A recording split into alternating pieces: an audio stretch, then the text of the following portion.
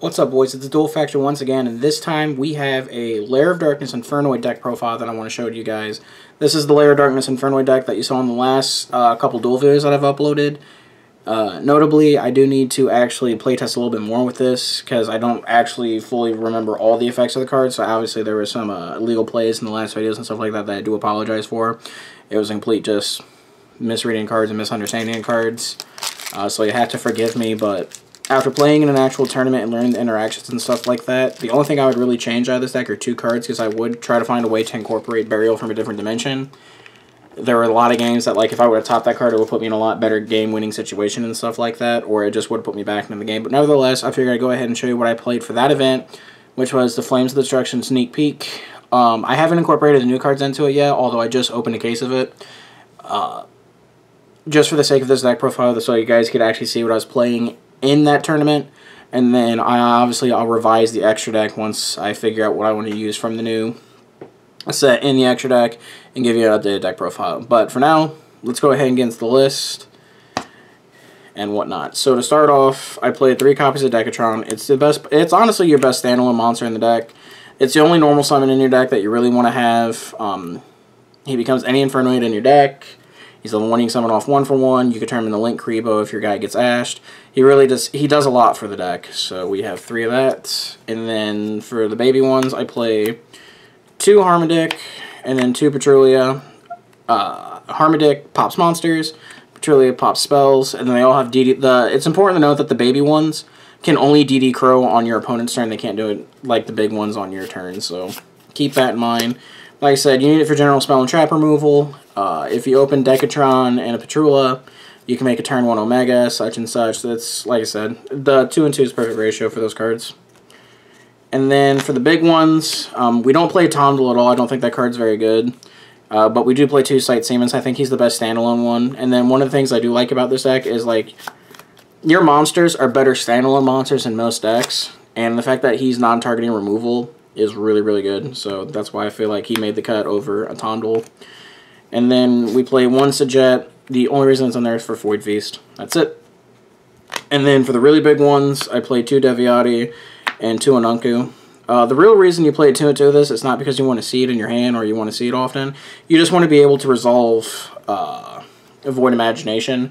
And if you don't have a copy of either of these in the deck, you can't do that. Plus, I also have the benefit of fueling all your Infernoids because it's just more for your graveyard and stuff like that.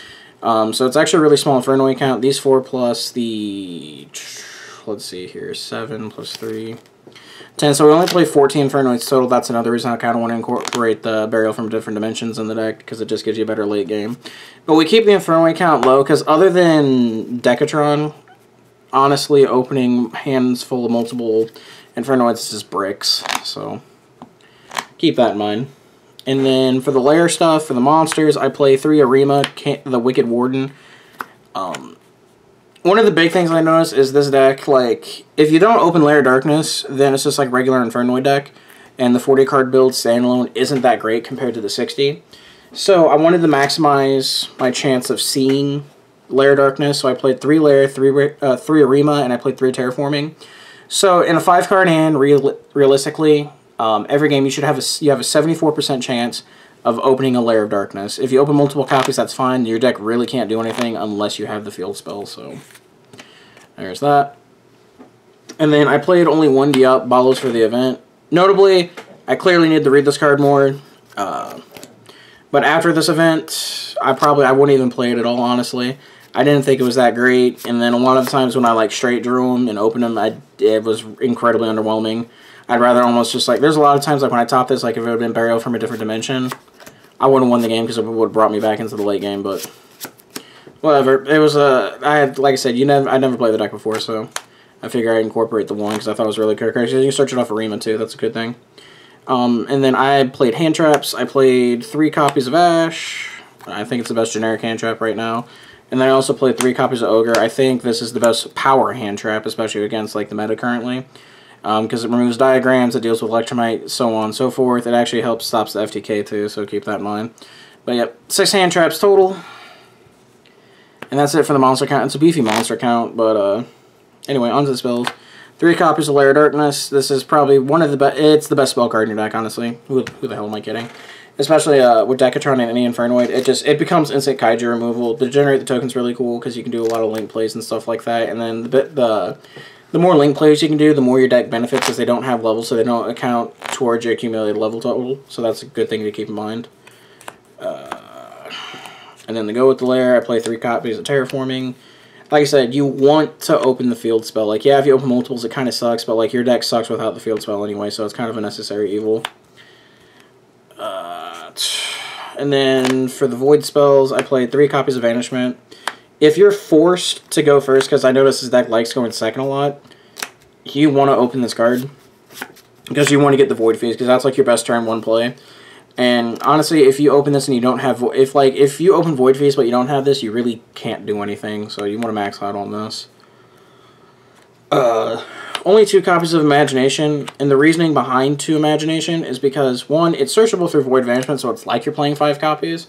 And I understand, like, your power cards and stuff like that, like, you want to open 3 of. But my locals is littered with True Draco, and with the popularity of True Draco lately, this card does nothing to him. Yes, there are the occasions that it turns all your Infernoids into level 1 monsters, I suppose. But other than that, like, it's not good against True Draco, so only 2 copies. You can side the 3rd if you want, but my favorite spell card, especially with Lair Darkness face up in the field, is Monster Gate. Just tribute the monster, get a free monster out of your deck. Like, that shit's lit. 1 for 1, getting the Decatron is really important. And then Foolish Burial. The theory behind this is when you draw it, it's any Infernoid in your deck. And that's a really cool interaction. But after, like, playing it in an event and stuff like that, there were times when I drew the Foolish Burial, like I said, if it would just been Burial from a different dimension and not Foolish, I would have 100% won the game, like, outright. So, I don't know. I'll probably take that and de-bolus out for 2 Burials and see how it goes. And then the only trap card I played in my main deck was 2 copies of Void Feast. I see a lot of people playing 3 of this, and I originally wanted to play 3 of this, but I also didn't want to get myself into a position where I went first and opened multiple Void Feast and not open a Void Vanishment. Because if you open Void Vanishment and straight draw one of these with it, it's lit. Because on your standby phase, you're flipping this face up, send the Vanishment for 1, send the first Void Feast for the second Void Feast. You're summoning 5 Infernoids, sending 3 to the graveyard. You have 8 total. Like, it's insane. Your advantage game is just insane. But if you open 2 of these, like, you have to set 1, and then you have to discard the other to activate that. And that's just not very good. So I wanted to bring it down to 2, because, like I said, you're also going second deck anyway. So, there's that. And then, on to my extra deck. For those of you who actually noticed in the video, shoutouts to Ray for hooking me up with these sweet Yu Yu Hakusho tokens with Yoko Kurama and regular Kurama. Favorite character in the anime. Anyway, that's besides the point. So, nothing about that. Shout out to you, Ray. For the fusions, I only play 1 Tiara. You play it for Void Imagination. This card's actually insane, so keep that in mind. 3 copies of Elder Entity Nest. In theory, when you resolve your Tiara and go off, you get about 3 cards for free. And that's really cool. So there's that. For Synchros, I played 1 Beals and I played 1 Omega. This is kind of cool because you can make them with Lair Darkness because it's face up on the field because your Decatron becomes a Dark Tuner, and that's really cool.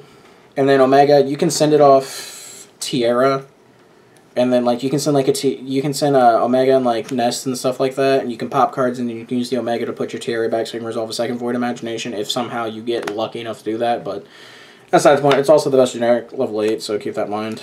And then I played 2 rank 4s. I played a Tornado Dragon and a Dweller.